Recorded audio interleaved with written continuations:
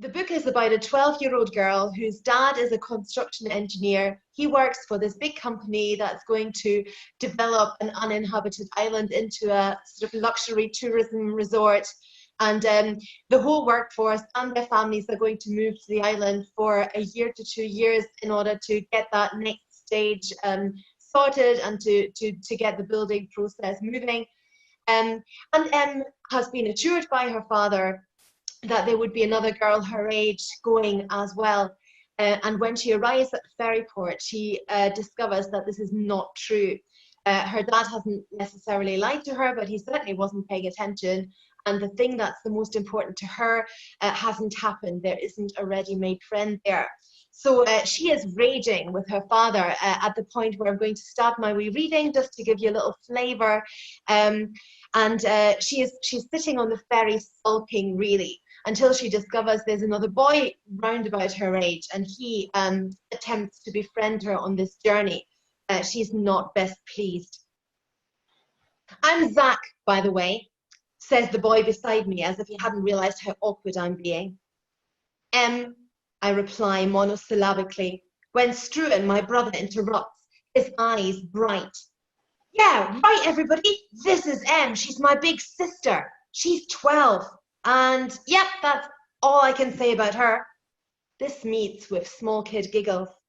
"Ha ha, you're so funny," I answer, but Struan has no sarcasm radar. "Honestly, Em, you should come and eat lunch on deck. The waves are mental. Now's your only chance, it's wicked. Mikey here has just been sick and I've seen 3 seals already. Come on." Struan's group clamber up the steep metal stair again, a boy with a greenish tinge stumbling up at the rear. Zach rises and looks at me. I'd almost forgotten he was there. "I'm going to check out those seals. You coming?" I roll my eyes at him, even though it's Dad I'm angry with. "Oh, fine, hang on." My voice sounds as if somehow I'm doing him a great favour, but if he thinks that I'm a stuck-up cow, he doesn't show it. I tie my jacket round my waist and stretch.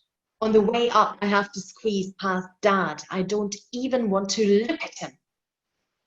On deck, people stand side by side along the railing, pointing at the looming grey shape in the mist. A rounded, twisted hill, and what looks like trees sheltered beneath it. Rocky, grassy cliffs, and the bright glow of a shingle beach just visible around the corner. Skelsay, Isle of Shells, the island that will become home to us all. "There!" shouts Zach beside me, zipping up his green parka. "What?" "Look!" He points. Right enough, a dark head moves up and down in the waves, followed by another a little to the left. "I've seen seals before," I lie in a bored voice. I hate myself when I'm like this, but I just can't help it. Zach shrugs and walks further along to the bow to get a closer look. For a few seconds, he fumbles in his coat pocket for something. Then he pulls out a minuscule pair of binoculars and looks out to sea. I sniff to show how little I care about being ignored and sink onto a bench to unwrap my sandwich, which is when it happens. I can't say what, apart from the fact that the air is suddenly filled with shrieks, feathers, and above all, pain. Struan screams as a gull pecks him hard on the top of his head. I hit out at everything and anything around me, wings, feet, beaks, and I'm sure of it, Zach on a couple of occasions. And suddenly Dad is there, roaring louder than I'd ever believed him capable, ripping off his coat and using it to wave the birds away, but still they keep on coming. 3 of them swoop towards his head at once, and he drops his coat, hitting out with his bare fist instead, but a gash has appeared on his cheek by the time they soar again. "Down!" I yell, seizing Struan by the scruff of his neck and stumbling towards the door to the stairs. "Get down there!" "He's my brother, he's only 8, is all I can think. The younger children disappear through one by one, while Zach, Dad, and I shield the doorway for them as best as we can. Feathery wings whip at our faces, and one gull's hooked beak pecks relentlessly at my father's leg. He brings his fist down on it and the bird flutters to the floor before retreating, shaking its head. Zach has lost his balance and staggers backwards towards the low railing on the slippery deck. No! Dad recognizes the danger too, and both of us lunge forward. We clutch at Zach's parka to stop him sliding overboard, while another gull keeps dive-bombing us from above. With an effort, we pull Zach to his feet, but it's hard. The boy thrashes out blindly, with his eyes shut tight and his glasses askew. Bundling him towards safety below deck, I yell, wave my hands, try to whack the sky brutes with my jacket. But as soon as we edge backwards towards the doorway, the attack abates. The shadow of a huge bird appears and brushes over us again. All we can do is gape at one another, bewildered. The shadow returns, smaller this time, but we still duck. We see it fly past in the distance one more time before it's swallowed up by clouds or waves, I don't know which. Whoa, croaks Zach. Shivering, I turn back towards the stairs. Mum's voice carries up from the lounge now, no doubt trying to calm Struan down. Along the length of the boat, I catch a glimpse of our ever-shifting trail on the water, writhing white on the dark expanse of the Atlantic as Harris vanishes from view. I look again. Bobbing steelheads, like the two ahead, only now it's hundreds, with their smooth skin reflecting the ripples in the water and their black eyes prying, watching, waiting. Ahead in the gathering cloud, the towering shape of Skelsey threatens to swallow us whole. So that's a wee flavour of Wilderness Wars. And actually on the back of it, it says, I don't know if you can see this, what if nature fights back? And that's what started this whole journey for this book.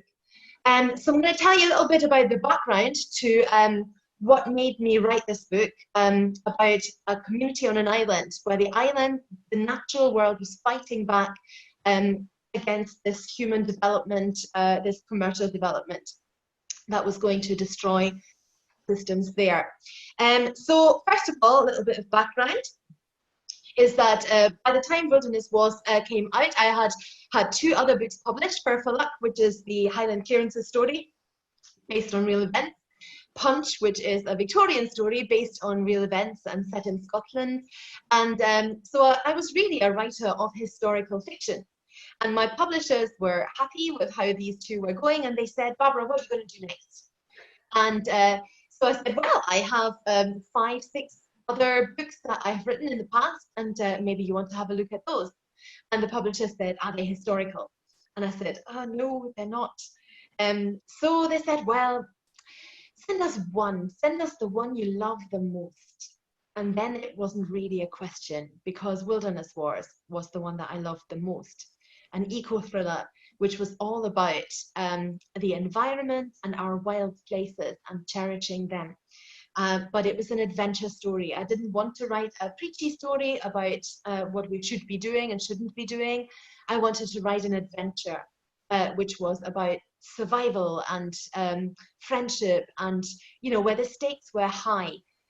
So this is how the idea for it came together. Could we click on to the next one? I should say Blackwater was my book after that. So it started off when I was very young. This is where I grew up, and this is 8-year-old me, would you believe it? Being dragged for yet another walk by my walk-loving parents, who decided that this wooded, hilly area of Germany where I was born and grew up was just perfect for making your 8-year-old walk all day long. And so I'm not looking best pleased in this picture, but the truth is I grew up with a very strong awareness of the natural world around me. I remember being able to identify all the trees. I remember, watching deer and, squirrels, but also wild boar, which were not uncommon in my area. I was able to birdwatch and identify birds from really quite a young age. This is very much part of what my upbringing was like. Now that undoubtedly influenced the fact that I wanted to write about the environment, about the natural world around us, and where better to write about that than in Scotland, which has been my home for almost 30 years now. So the next slide, please. I also had a really specific moment where the idea for Wilderness Wars originated. And this is Victor, our family, 3 children, a dog, husband, driving the car, and we're driving along the west coast, heading towards a holiday cottage where we're going to be staying. And if you picture the scene, it was a nice day, not terribly windy. It was the kind of lonely street that you find on the west coast, where you're driving along and there's no car in front of you and there's no car behind you. In fact, there is no traffic anywhere that you can see. To the right of us was the sea. To the left of us were some rolling hills, so no cliffs or anything like that. And suddenly, I swear, out of nowhere came this huge crack, and something hit our windscreen, and we had absolutely no idea what it was. Of course, we pulled to a halt, we checked, and there was a little mark on our windscreen. So clearly a stone had hit our windscreen. And it was really confusing, because at the time we just couldn't figure out where it could have come from.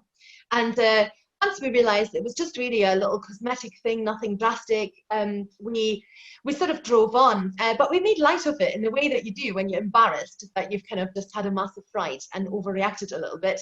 And so my husband was going, oh, I don't know, where could that come from? And the kids were pointing up, and there were gulls flying overhead, birds flying overhead, and then the kids said, you know, what about that? Maybe one of the gulls threw a stone at us. Maybe the gulls don't want us to go to the holiday house. And my husband sort of dryly commented, haha, nature fights back. And that really resonated with me. At that point, I'd already written a couple of novels. I was, you know, writing short stories. I was always looking for new ideas. And if you excuse me for 1 second, I'm going to let the dog into the living room because he's going to scratch my door to shreds. Give me a second. Here we come, my goodness. Yeah, so I wrote that down into my notebook that day. What if nature fights back? And that was really the beginning of the idea with Wilderness Wars. And I had to start thinking, what could nature fight back against? So the next slide, please. So we had just moved from the Highlands, from Aberdeenshire, sorry, to the Highlands again, our second stint in the Highlands. And we're still there, of course.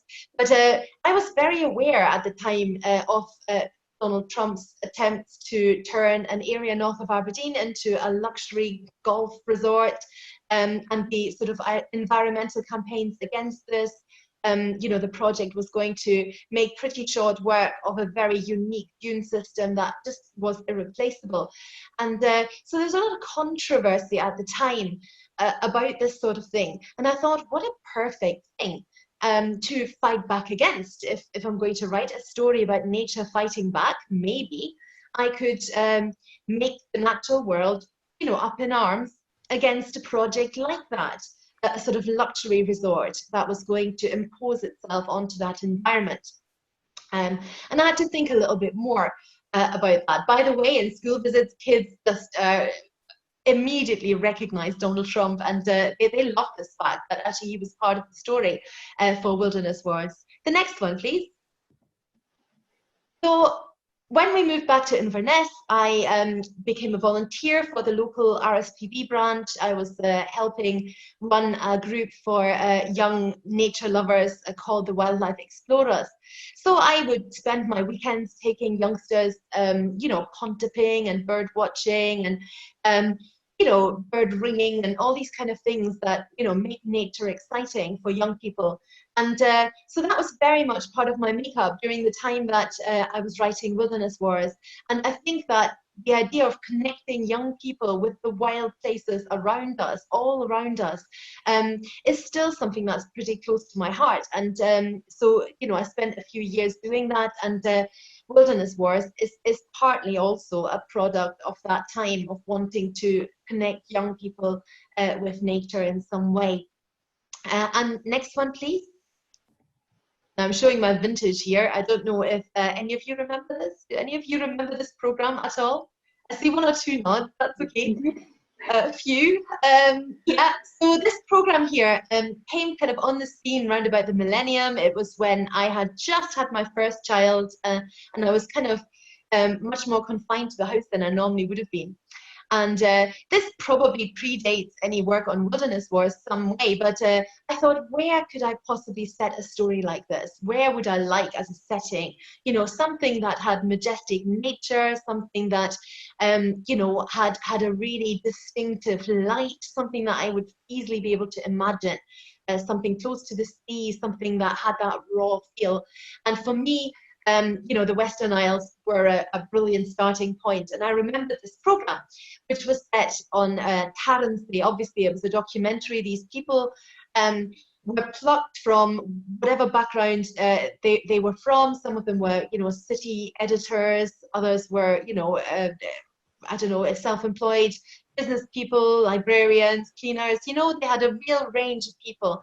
And these were volunteers, and they, for a social experiment, volunteered to be sent to an uninhabited island, Tarrant's, for a year, and they would be given supplies, and they had to work together to make all of that work. And it was a really interesting sort of reality TV show that was only broadcast about 3 or 4 times during that year. So much more sort of child of our time than Big Brother, if you know what I mean.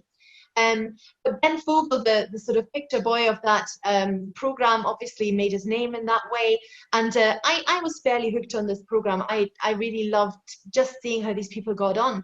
And it appealed to me, this idea of throwing my characters into an uninhabited environment like that and seeing how they got on. So they would be in this environment to build this luxury resort. So next, please. Now, there had been lots of other books beforehand. Rain on the Roof was my first book. It's terrible, trust me. I'm really glad that's never been published. Ever Forward, Never Back made it onto the Kelpies shortlist, and it's a dystopian book, but it was never published. Then came Wilderness Wars, and I wrote a couple more after that before Fight for Luck, which was my first published book. And I think that's not uncommon for writers. I think, you know, you just get used to the idea that you're going to have lots of rejections. And I think it's a brilliant thing to tell kids, actually. I always get them to guess how many rejections I had before one of my books was published. And they love hearing that it took me 121 jobs to get published. You know, and I'm not ashamed of it. I think it's not uncommon. And I think it's really great for kids to see that if you persist and persevere, you have a much better chance of achieving what it is that you dream of. So I always make a point of saying that, but really it was Wilderness Wars, my third book, that I loved so much, and I wanted to see if my publishers would take that on, and thankfully they did. So the next slide, please. Now, I just thought I'd show you, I'm allowed to do this, by the way. My publishers were great. They were really kind of inclusive, very small publisher, and it's the same publisher that Anne-Marie has as well. And, you know, I think she would second that they're great. And so, you know, they actually really wanted to know what kind of images worked for me for the cover, because their philosophy is that if the author loves the cover, then actually it'll be much easier for the author to go and sell that book, or to be a good ambassador for it. So I thought that the second picture from the top left is really a good summary of Wilderness Wars. It's got that sort of majestic thing with the colors. It's really quite an attractive color, but it's kind of stylized, and the birds, the seabirds, have no eyes, which of course isn't the case in my book, but it kind of gives you a hint that you know, that book is not entirely fluffy and cuddly. You know, there is something slightly menacing there with the sharp edges of the mountains and the cliffs and the seabirds with no eyes. There's something a little bit creepy, and hopefully you got a tiny feel for that in the little reading that I did. So the next one, please. Yeah, this, to my utter embarrassment, I've got to tell you this story. Again, I'm learning all the time about how to give yourself a better chance as an author to kind of get word out about your book and so on. But really, what they had said to me was, Barbara, as soon as you get your copy of Wilderness Wars, you're going to have to make sure that you take a picture, tweet it, Facebook it and whatever. So I was kind of expecting it, but on that day I was feeling really rough actually. I had a horrible cold and I was absolutely blocked up to the hilt. I flogged myself to work, taught drama for the day.